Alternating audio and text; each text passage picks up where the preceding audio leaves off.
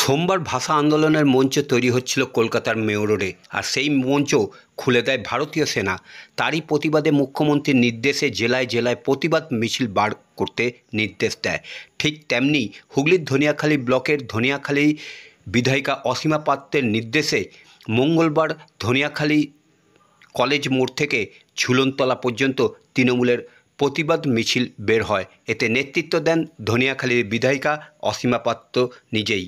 এছাড়াও এই মিছিলে উপস্থিত ছিলেন ধনিয়াখালী ব্লক তৃণমূল কংগ্রেসের সভাপতি সৌমেন ঘোষ এবং ধনিয়াখালী পঞ্চায়েত সমিতির সভাপতি অর্পিতা বারিক সহ অন্যান্য নেতৃত্বরা।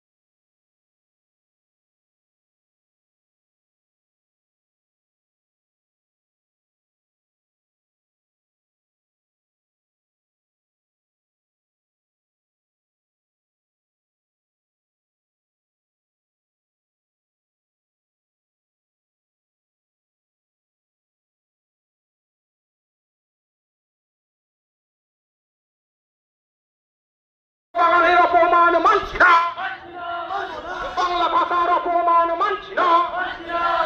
এই ভিন রাজ্যে বাঙালিদের উপর অত্যাচার হচ্ছে কেন? অপদার্থ বিজেপি